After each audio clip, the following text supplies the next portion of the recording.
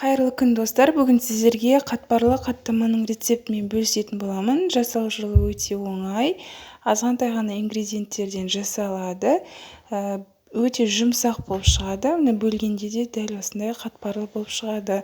Видеоны соңына дейін қараңыз. Ең алдымен ыдысымызға суды аламыз және үстіне тұз қосып, ұнымызға үстіне салып жақсылап тұрып илейтін боламыз. Осындай июі қанғанша дөп-дөңгелек етіп қамыр илейтін боламыз.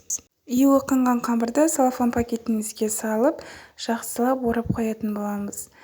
15 минутқа қалдырамыз. Енді арасына жағатын майды дайындайтын боламыз. Майды дайындау үшін мен тоқ майды қолдандым. Тоқ майға кішкене сұйық май араластырып, осылай қолдансаңыздар слоеный болады. Немесе осындай деревянская деген майлылығы 82%-тік. Осы майды қолдансаңыздар да, сары майды қолдансаңыздар да болады, өз еркілеріңізде. Июі қанған қамырды осылай ұнның көмегімен сеуіп, жақсылап тұрып, жұп-жұқа етіп, оқтаумен үлкен қамыр қылып жайып алатын боламыз.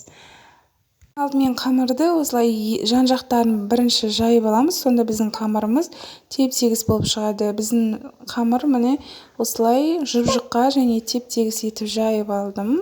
Енді осының үстіне жаңағы қызып еріген сары майды немесе тоқ майды бетіне жағып шығатын боламыз.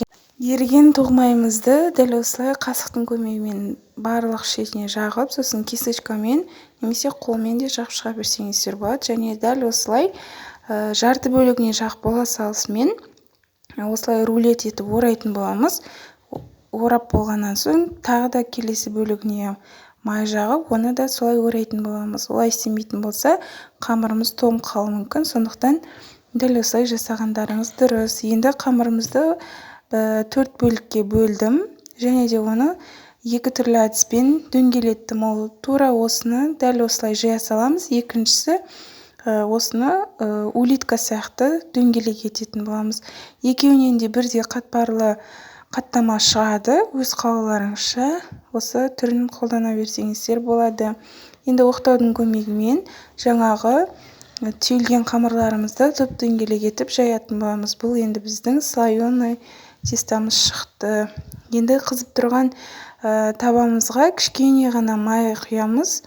Немесе қалған сары май қалса, сол сары майға, тоқ майға пісіре берсеңіздер де болады. Көп майды құюдың қажеті жоқ. Дәл осылай араластырып, айналдырып тұратын болсаңыздар, біркелкі тегіс барлық бөлігі пісетін болады. Міне біз енді екі жағын дәл осылай айналдырып тұрып, орташа отта пісіріп алатын боламыз. Қатты отта пісірмеңіздер. Қатты отта пісірсеңіздер күйіп кетуі мүмкін. Енді қағаз майлыққа дәл осылай майын сіңдіріп алатын боламыз. Барлығын дәл осылай пісіріп алатын боламыз. Екі ғана ингредиенттен жасалады, сары май және ұн және тұзды қолдансаңыздар, осындай керемет қаттама шығады. Міндетті түрде жасап көріңіздер.